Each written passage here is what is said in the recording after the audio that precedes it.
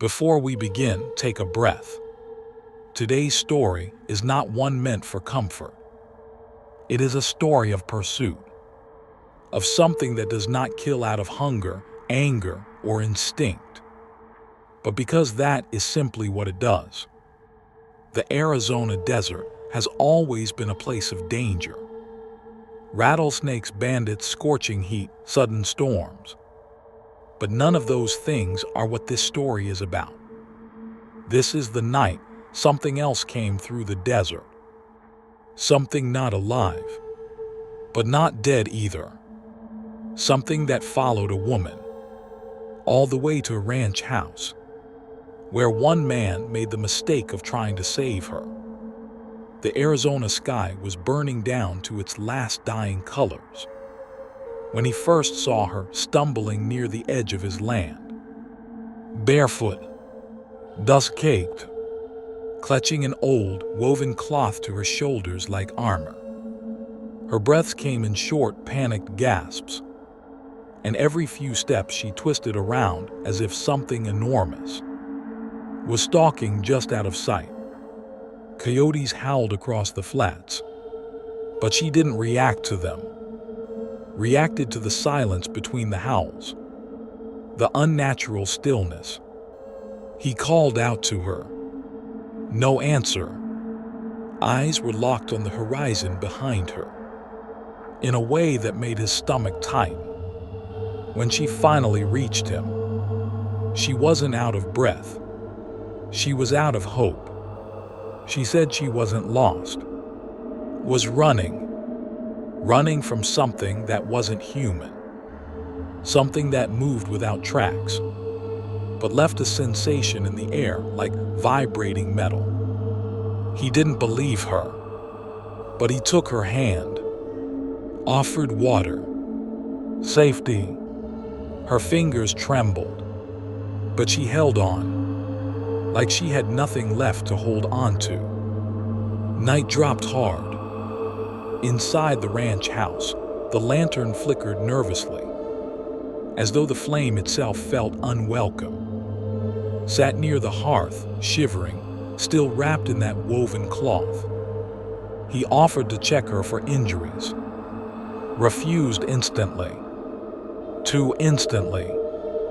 Voice broke when she said, "If the cloth comes off, you'll wish you hadn't seen what's under it." The windows rattled. A low vibration rolled across the desert like distant machinery. No wind, no thunder, just a hum, steady, rising, unnatural. Something heavy shifted in the brush outside. Slow, deliberate, large for a horse, too quiet for any animal. She caught his wrist with startling strength and begged him not to look outside. The air in the room thickened. The boards beneath their feet buzzed faintly.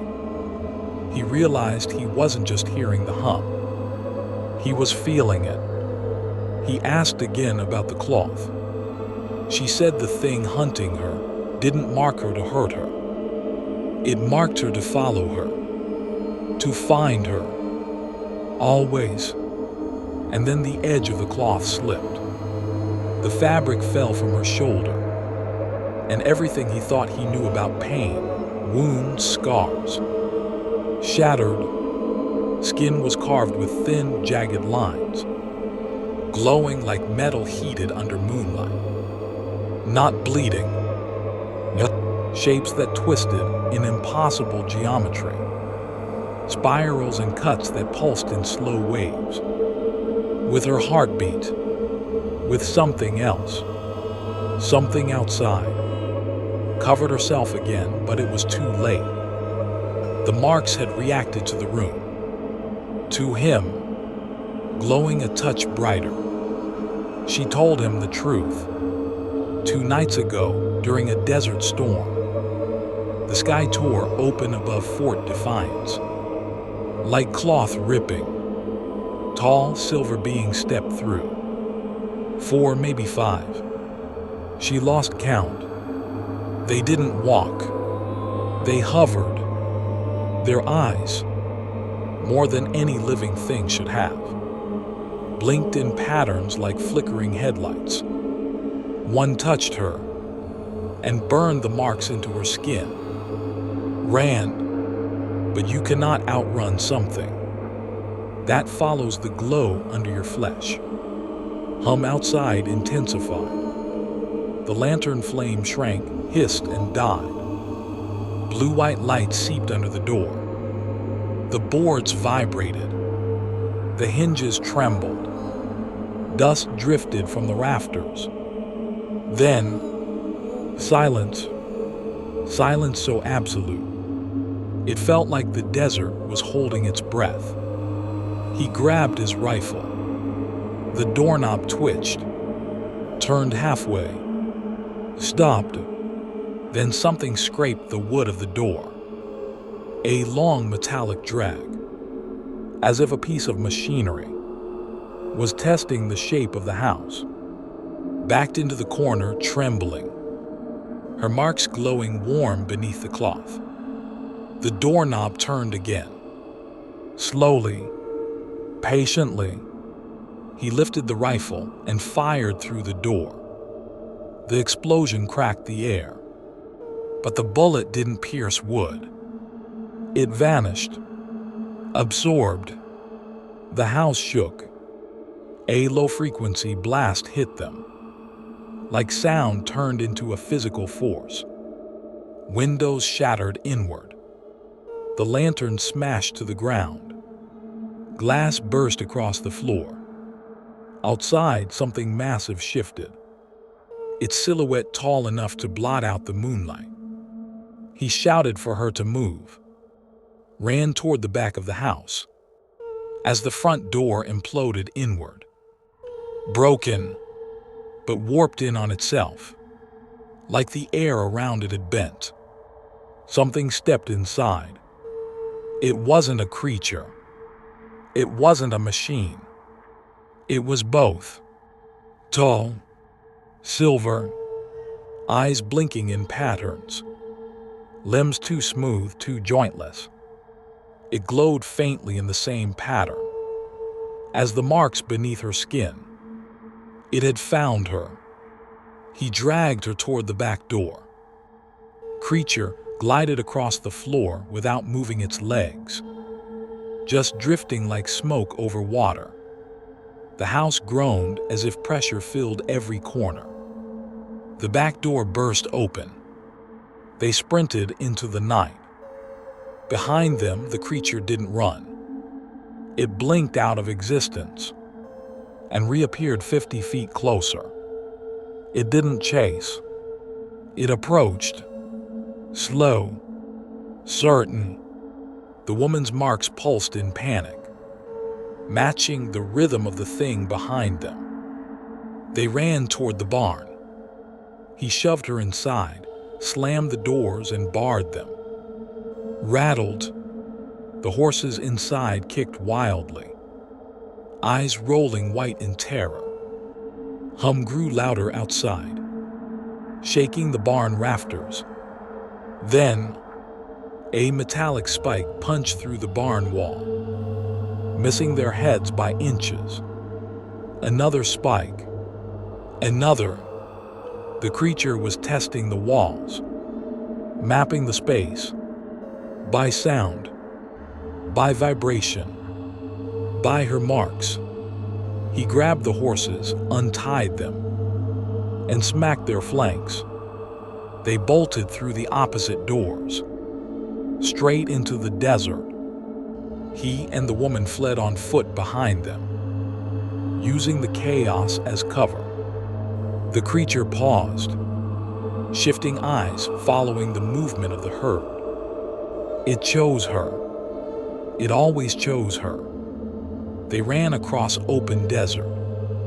The moon crawled across the sky above them, as the glow behind them moved like a silent storm. Every few minutes, the creature blinked from one point to another, always closer, always in front of them, forcing them to veer. to change direction, to stumble through dry riverbeds and rocky washes. She screamed when the marks on her shoulder flared bright enough to shine through the cloth. He tore the cloth off.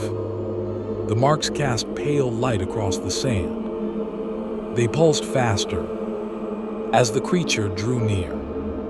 He grabbed her arm, pulled her down an embankment, and covered her glowing marks with his own jacket. Hum quieted for a moment. Then, a blast of light tore through the night sky, like a falling star revering direction. Creature descended the slope without touching the ground. Limbs unfolded into sharp, thin extensions that cut into the desert soil. The temperature dropped.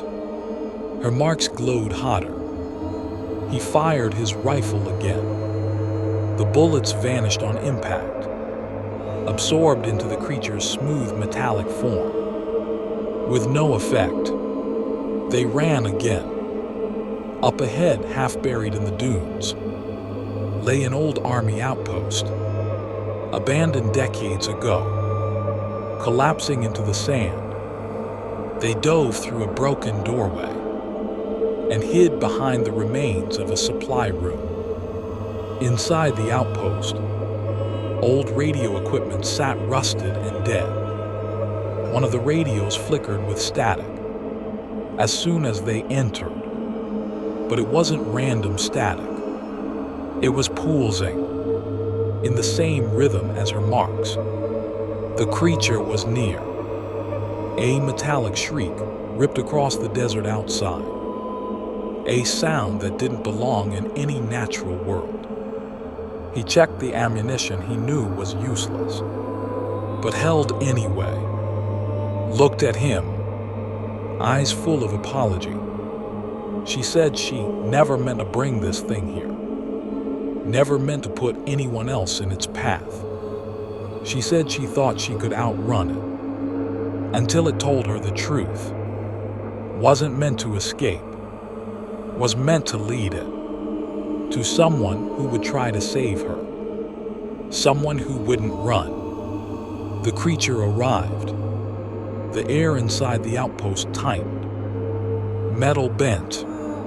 Walls groaned. Then the roof peeled back, as if invisible hands were tearing it open. Creature hovered above them, eyes blinking like synchronized stars. Her marks flared white-hot. She screamed, collapsing. Creature reached down with an elongated limb, shaped like a blade made of light. He stood between them, rifle raised, knowing it wouldn't matter. Creature stopped, its eyes focused not on her, on him. Gasped out one final warning. If it sees you, it marks you too. Creature struck. White light filled the room. Body lifted from the ground, as if gravity ceased to exist. The marks spread across his skin, thin, burning lines carving themselves into him. Shapes no human hand could draw. He screamed, and then the light vanished. The outpost was empty. No creature, no woman, no rancher. Only the marks burned into the sand, where they once stood. Desert swallowed the silence. Far above in the starless sky, something shimmered, like a door closing. They say the desert keeps secrets, but some secrets don't stay buried. Some walk, some hunt, some return to finish what they started. And if you ever find yourself in the Arizona night, with the wind suddenly still, and the air trembling faintly around you, run, because if you hear the hum, it's already seen you.